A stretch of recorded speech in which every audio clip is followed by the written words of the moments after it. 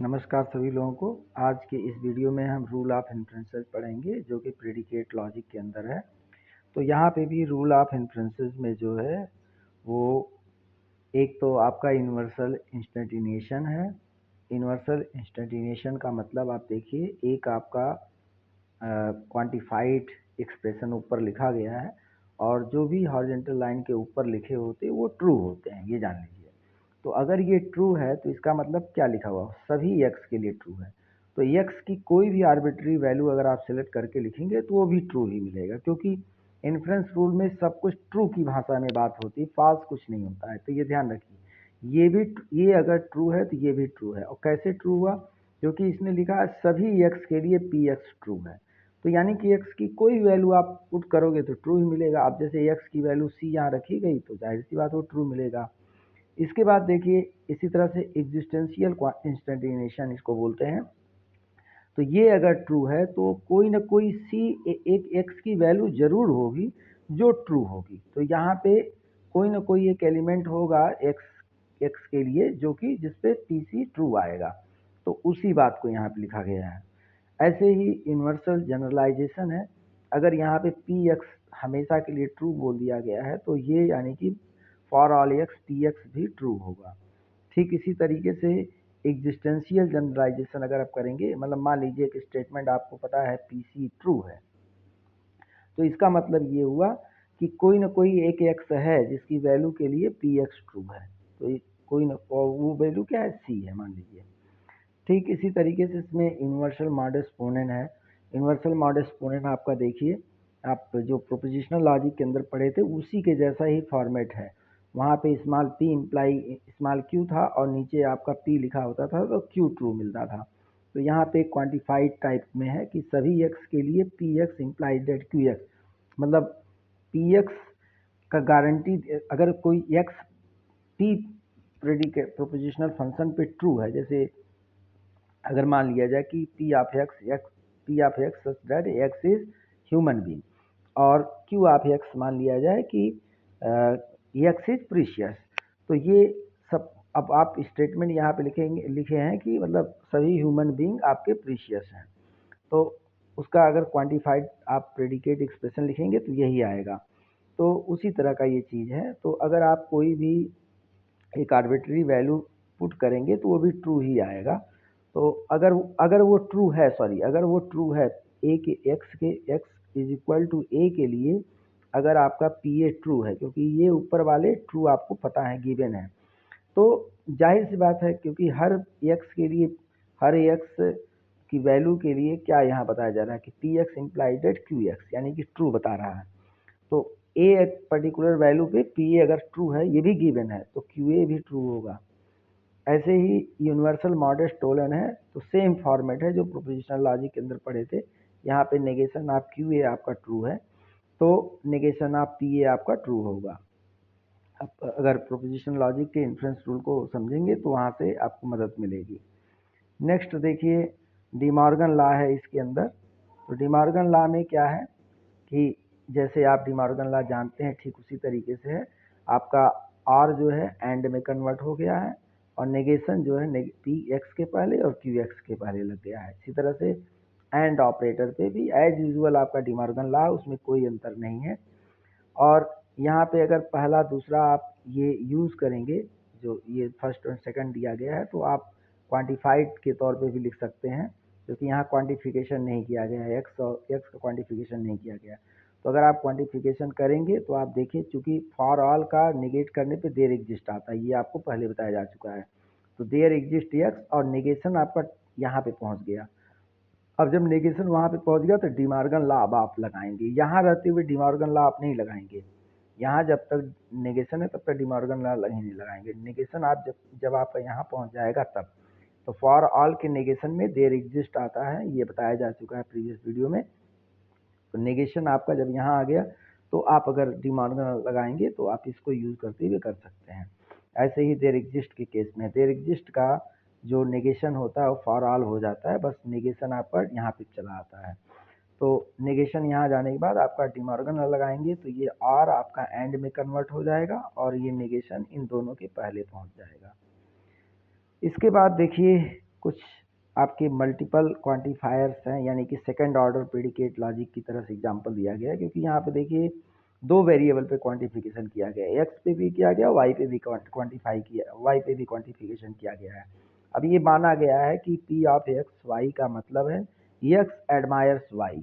तो आप इसको जरा रीड करिए क्या मतलब निकलेगा कि सभी एक्स जो हैं वो वाई को एडमायर कर रहे हैं, क्योंकि दोनों के पहले जो क्वांटिफिकेशन यूज किया गया फॉर ऑल, उसी को यहाँ लिखा गया एवरी वन एडमायर्स एवरीबडी। ठीक इसी तरीके से आपका इसका आएगा, क्योंकि यहाँ फॉर ऑल है, यहाँ देयर एग्जिस्ट है, तो एवरी वन एडमायर्स समवन, और ये है समवन एडमायर्स एवरीवन। फिर ऐसे ही है समवन एडमायर्स समबडी, ये हो जाएगा आपका somebody is admired, everyone admired by everyone.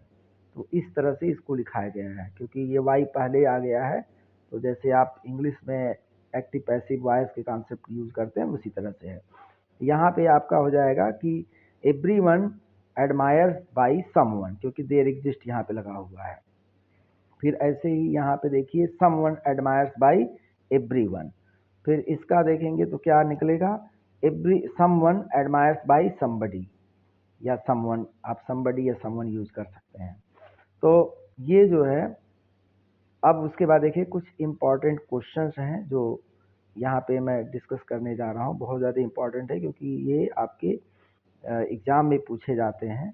तो इसको आप ध्यान से देखें, क्योंकि इस समय इसी का ट्रेंड है, हर साल इसी पे बेस्ड 2 क्वेश्चन, नहीं तो कम से कम 1 क्वेश्चन तो जरूर पूछा जा रहा है। तो यहाँ पे जैसे लिखा गया है कि एक कुछ आर्गूमेंट आपके सामने दिया गया है और आपको चेक करना है कि क्या ये आर्गूमेंट आपका सही है कि नहीं है। उसमें कुछ कंक्लूजन भी आपका लास्ट में दिया गया होगा, तो ध्यान से स्टेटमेंट पढ़ना पड़ता है। लिखा है if there was a ball game then travelling was difficult. उसके बाद लिखा गया if they arrived on time then travelling was not difficult. They arrived on time, therefore there was no ball game. तो यहाँ पे लास्ट में no ball game एक तरीके से कंक्लूजन है, there was no ball game. तो यहाँ पे देखिए सबसे पहले तो आपको इन सारे प्रोपोजिशन के तौर पे आपको एज्यूम करना पड़ेगा। जैसे ये है there was a ball game, और हमेशा आपको इंडिपेंडेंट यूज़ करना, इंडिपेंडेंट तरीके से, ये नहीं कि दो दो स्टेटमेंट एक ही कंबाइन करके लिखें। तो there was a ball game, P को मान लिया गया, P such that there was a ball game. अब ये ट्रेवलिंग वाज डिफिकल्ट, तो आप ट्रेवलिंग वाज डिफिकल्ट लेके भी चल सकते हैं। क्यों, एक मान लीजिए ट्रेवलिंग वाज डिफिकल्ट, मान लीजिए किसी ने एज्यूम कर लिया Q such that travelling was easy, तो नेगेशन क्यू आपको तब यूज करना पड़ेगा। लेकिन आसान यही है कि हम सेम टू सेम को सपोज कर लेते हैं क्यू। फिर उसके बाद ये है दे अराइव्ड ऑन टाइम, तो R such that they arrived on time. अब आप पूरे स्टेटमेंट को इस प्रोपोजिशन वेरिएबल को यूज करते हुए ट्रांसफॉर्म करिए। देखो लिखा है if there was a ball game then travelling was difficult, तो पी इम्प्लाई क्यू टाइप का स्टेटमेंट है, इसी नाते पी इम्प्लाई क्यू हो गया।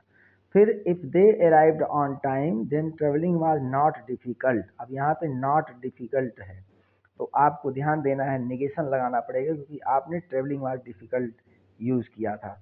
तो दे अराइव्ड ऑन टाइम के लिए आपने आर यूज किया, R imply that not Q हो जाएगा। उसके बाद लास्ट में कंक्लूजन लिखा है देयरफॉर, क्योंकि वो दे अराइव्ड ऑन टाइम, ये लिखा गया दे अराइव्ड ऑन टाइम, तो दे अराइव्ड ऑन टाइम का मतलब क्या हो जाएगा, दे अराइव्ड ऑन टाइम का मतलब क्या, सिंपल आर, और कुछ नहीं, आर लिख दिया गया।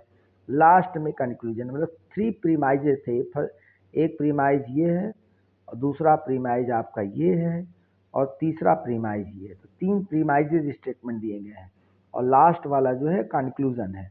तो कंक्लूजन क्या है, there was no ball game, ball game के लिए आपने पी माना है, तो नो बॉल गेम के लिए नेगेशन आप यूज करोगे। तो अब ये जो क्वेश्चन आप, ये जो ट्रांसफॉर्म आपने कर लिया, मैंने प्रीवियस वीडियो में इस तरह के क्वेश्चन डिस्कस किए हैं जिसमें क्वेश्चन एग्जैक्टली इस फॉर्मेट में दिया गया था, स्टेटमेंट फॉर्मेट में नहीं दिया गया था। लेकिन अब जो AKTU में क्वेश्चन पूछे जा रहे हैं वो इस तरह के, पिछले 2 बार से 2 क्वेश्चन, 7 + 7 14 मार्क्स में। तो प्रीवियस वीडियो आप देखेंगे तो उसमें हमने बताया था कि इसमें से कौन सा स्टेटमेंट 2 शुरू में ले, जिससे किसी एक का तो वैल्यू पता है, आर ट्रू है। अच्छा, सारी बातें ट्रू की भाषा में लिखनी होती, फॉल्स कुछ नहीं होता, फॉल्स कभी एक भी स्टेटमेंट फॉल्स की भाषा में मत लिखिए। तो अगर मान लीजिए आप ये और ये यूज़ करते हैं तो इससे क्यू के बारे में आइडिया निकाला जा सकता है। तो आर इम्प्लाइज नेगेशन क्यू और आर। अब आप देखिए कि आर अगर ट्रू है तो क्यू के बारे में क्या, क्योंकि ये स्टेटमेंट आपका ट्रू है, ये कंपाउंड स्टेटमेंट आपका ट्रू है। तो अब आप देखिए कि नेगेशन क्यू आपका ट्रू होगा, नेगेशन क्यू क्या होगा, ट्रू होगा, क्योंकि देखिए ये याद करिए जो पी क्यू आर, यही इसमें पी क्यू और पी इम्प्लाई क्यू, इस तरह का जो आपको पढ़ाया गया है, इसको मैं फिर से लिख देता हूँ, P Q P imply Q. तो 4 रो आपके बनते हैं, एक तो बनता है F F, F T F, T. तो ध्यान दीजिएगा इसके करस्पॉन्डिंग ही तीनों बातें ट्रू होती थी, बाकी सब में कहीं ना कहीं फॉल्स के वर्ड, यहाँ ट्रू मान लीजिए आता था, यहाँ पे आपका ट्रू आता था, यहाँ पे फॉल्स आता था। तो यहाँ पे आप ध्यान से अगर देखेंगे ये भी ट्रू है और ये भी ट्रू है, तो ये भी ट्रू ही होगा, क्योंकि तीनों बातें यहाँ तीनों मैचिंग करनी चाहिए। भले यहाँ नेगेशन नहीं लगा, उससे कोई मतलब नहीं है, क्योंकि हम यहाँ जो रिजल्ट निकाल रहे हैं आउटकम नेगेशन पे ही निकाल रहे हैं, जो भी यहाँ कुछ लिखा है उसके बारे में निकाल रहे हैं। तो इसको आप भले नेगेशन क्यों लिखा उसको यस समझ लीजिए, आर इम्प्लाई यस समझ लीजिए, और तब आप यहाँ पे यस को ट्रू पाएंगे ना, तो यस, और यस की वैल्यू क्या है, नेगेशन क्यू है। तो इस तरह से रीजनिंग करके हम कंक्लूड कर सकते हैं। अब यहाँ देखिए 3 और 4 को लेके हम पी के बारे में आइडिया लगा सकते हैं। तो नेगेशन क्यू अगर ट्रू है तो क्यू आप दिमाग में रखिए क्या फॉल्स है, फॉल्स लिखा नहीं जाता, लेकिन फॉल्स को तो समझोगे। तो अब अगर फिर से वही हम चीज़ लिखें, P Q P imply Q, तो पी इम्प्लाई क्यू, तो यफ यफ और टी, यफ टी, फिर T F T, T F false, फिर टी। अब आप यहाँ मैच कराइए कि पी क्यू आपका ट्रू, पी इम्प्लाई क्यू आपका ट्रू है, तो 3 जगह आपको ट्रू मिल रहा है, एक यहाँ मिल रहा है, एक यहाँ मिल रहा है, एक यहाँ मिल रहा है। लेकिन जानकारी देखिए क्या दिया है, नेगेशन टी आपका ट्रू है, यानी कि सॉरी नेगेशन क्यू आपका ट्रू है, तो मतलब क्यू क्या है, फॉल्स है। तो इन 3 रो में कहाँ पे क्यू फॉल्स है आपका, एक यहाँ फॉल्स है और कहीं नहीं फॉल्स है, यहाँ पे ये तो कंसीडर ही नहीं करना है।